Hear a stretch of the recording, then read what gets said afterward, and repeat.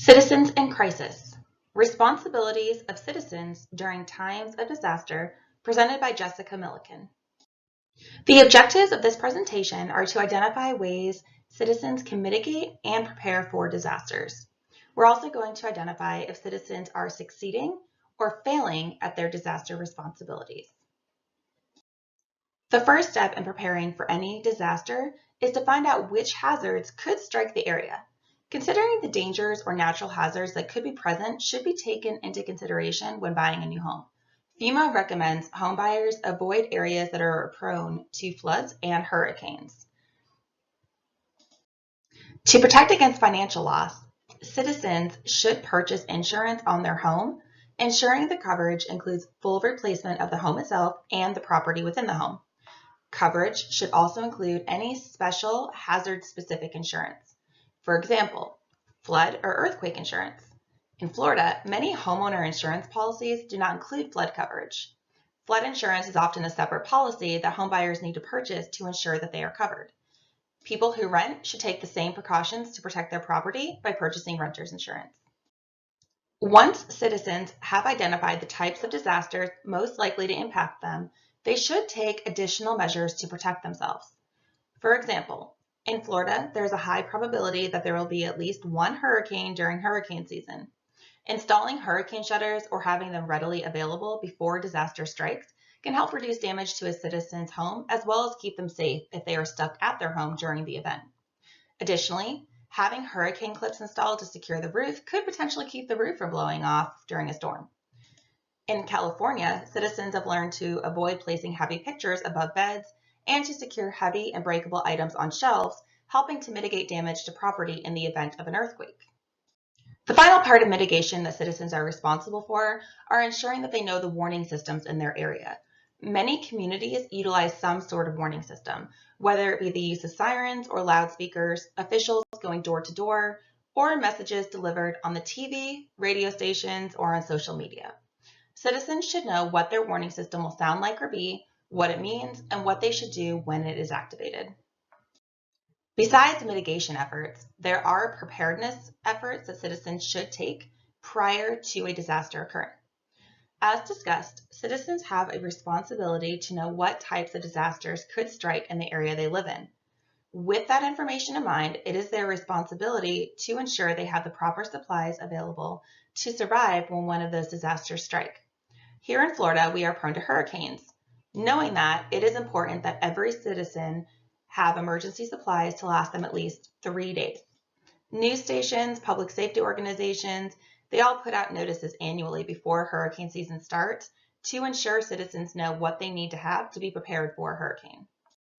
Once a disaster is imminent, such as a hurricane, supplies begin to run out, making it more difficult for everyone to be prepared. Additionally, there is a risk that prices will skyrocket due to price gouging. Although price gouging is illegal, there are still many cases of it occurring before, during, and after a disaster. Evacuations are common in the United States. The most common causes of evacuations: fires, floods, and hurricanes. The amount of time available to evacuate a home or community depends on the type of hazard. Sometimes there are days to prepare, such is the case with hurricanes. In sudden emergencies, like hazardous material spills, wildfires, there's a lot less time to evacuate. And to evacuate successfully in either situation, citizens need to be prepared and know what the evacuation route is or where they will need to go.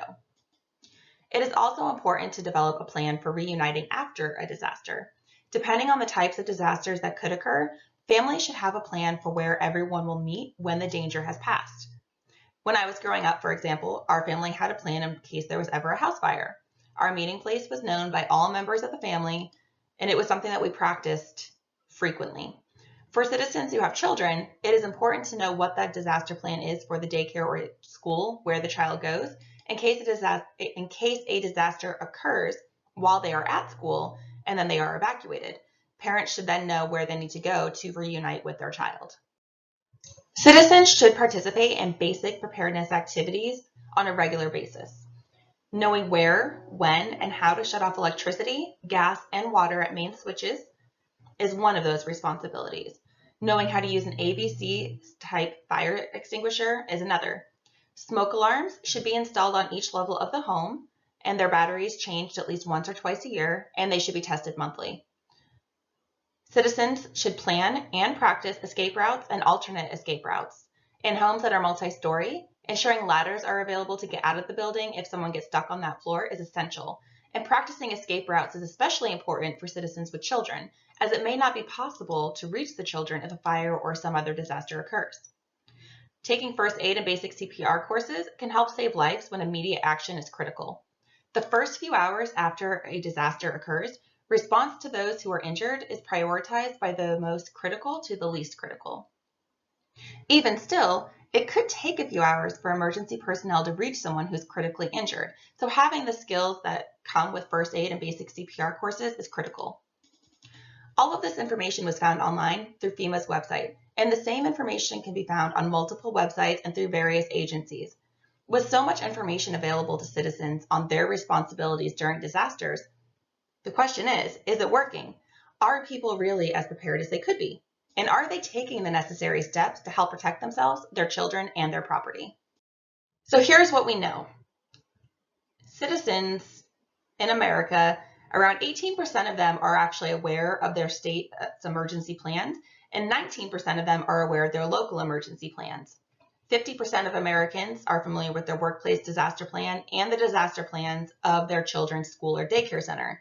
10% of households have a family emergency plan, and 20% of Americans feel very prepared for a catastrophic event. To put this into perspective, 84% of Americans agree that when all Americans are prepared for all types of disasters, it strengthens national security. Yet, according to these statistics, most Americans are not taking the necessary steps to prepare. Additional research shows that post-disaster, citizens are only slightly more prepared for another disaster than they were before the disaster. Despite this, the same research shows that 39% of people have expressed that their motivation to prepare for disasters comes from major disaster events, with only 2% saying that they are motivated by the community offering education and training. Unfortunately, a majority of citizens are not prepared for disasters of any kind, and even more unfortunate is that the efforts made by public safety agencies and the media seem to have little effect on whether or not citizens participate in preparedness or mitigation efforts. From the research, the biggest motivator for citizens to be responsible for preparing for disaster is a large-scale disaster. Unfortunately, by the time one of these disasters occurs, it may be too late for them to do anything, and they may not survive to take necessary precautions for future disasters. Since community information efforts have little effect on citizens, one way to improve preparation and mitigation efforts at the citizen level, even though it is their responsibility, may be for the government to step in and provide resources to households, such as one disaster kit for each home. Either way, citizens are failing at their disaster responsibilities. This concludes my presentation. This is just a list of the resources that I used. Thank you so much.